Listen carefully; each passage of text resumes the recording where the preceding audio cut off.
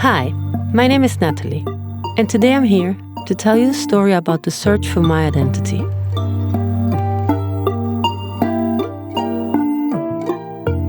When people who are close or not so close to me find out that I'm adopted and that a documentary has been filmed since I actively began the search for my roots, what always follows is a series of questions.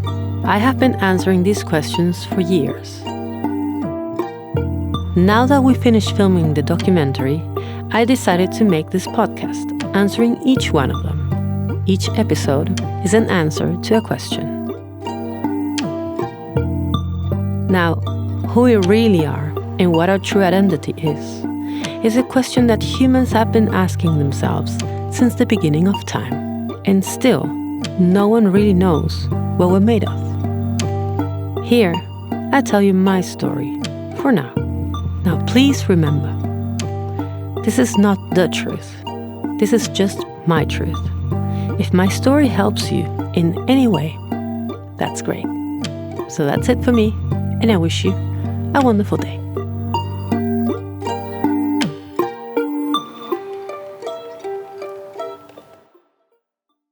Chapter 1. When did the search begin? The simple answer would be in 2015 when the grandmothers of the Plaza de Mayo contacted me to leave my DNA to see if there was a match with the DNA bank. For those who don't know, Grandmothers of Plaza de Mayo is a human rights organization with the goal of finding the children stolen and illegally adopted during the 1976 to 1983 Argentine military dictatorship. It happened like this. On August 14, 2015, I received a call from the Argentine embassy in Sweden saying that they were looking for me from the Argentine Foreign Ministry. When I asked for what matter, they told me they couldn't tell me, but they asked me if I was willing to attend a meeting with them. To make a long story short, my case was taken to court and an official investigation had started. Apparently, they had received several anonymous reports at Grandmothers of the Plaza de Mayo, saying that I possibly was one of the missing children of the dictatorship. Since time had passed and several reports had been made, they had to act upon it. That's how, after talking to a judge, who explained to me that if I didn't leave a DNA sample willingly, they would have to send the Swedish police to my house and get some DNA samples, I finally left it willingly on December the 7th, 2015. What that all really meant to me is too long to explain, so for now, I'll leave it there. The more interesting question is perhaps, since when have I been curious to know my biological identity? That is a bit more complex to answer, because at no time did I feel an impulse to find out where my genes came from. Since I was a little girl, I always heard my family say, especially my mother, that my genes came from the slums. Since my skin was darker than my brother's, also adopted, and I laughed harder than him, and didn't show any kind of sophistication, I obviously came from the slums. I was obviously, according to their worldview, of a lower breed. These were their racist assumptions.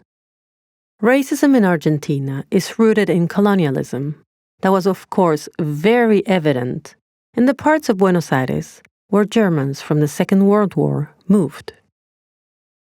This so-called truth was reflected everywhere.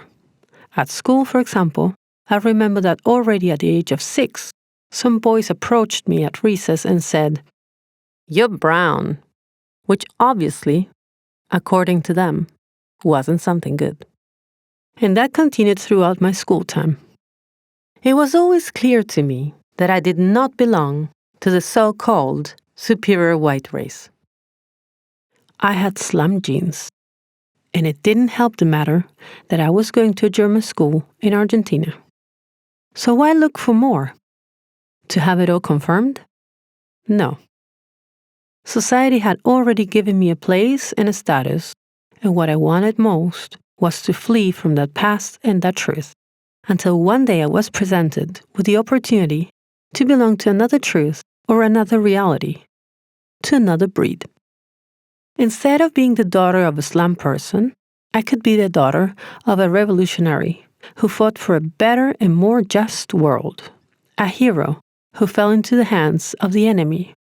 And if that was the case, a totally different blood would run through my veins, and my genes would be brave and courageous.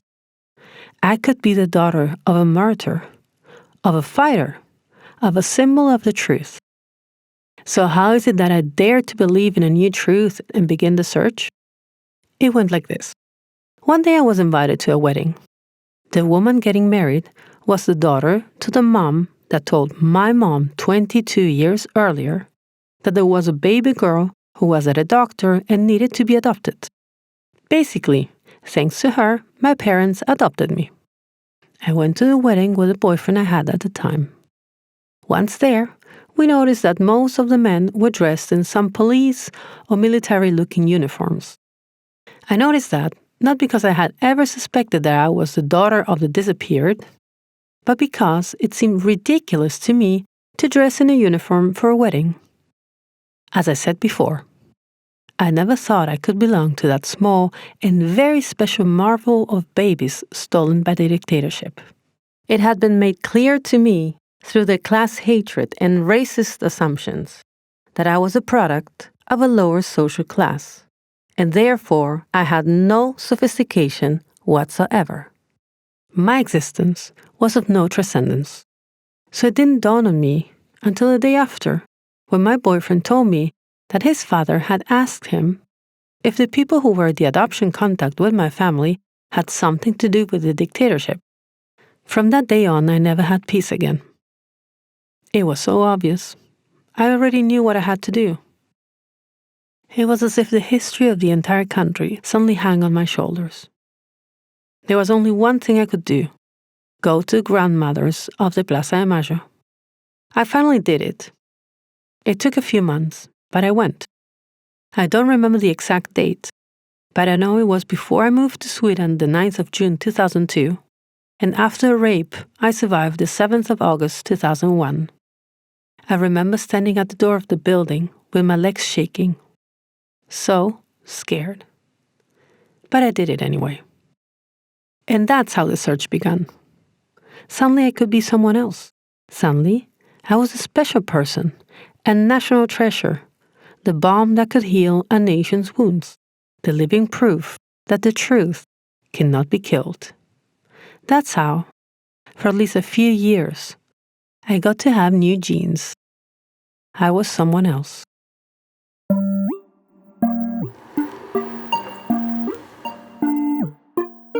Hi, if you want to support Nothing Personal podcast, you can do it through patreon.com/nada.personal podcast, or also by subscribing to the podcast on Spotify, Apple Podcasts, Google Podcasts, or YouTube. On Facebook, you will find it as nada.personal podcast, and on Instagram, nada.personal_podcast. Or you can find it directly on its website, nada.personalpodcast.com. This podcast and the theme song were produced by me at El Sol y la Luna Music, Stockholm, Sweden. The translation to English is by Jeremy Halpin. Thank you so much for listening, and have a great day.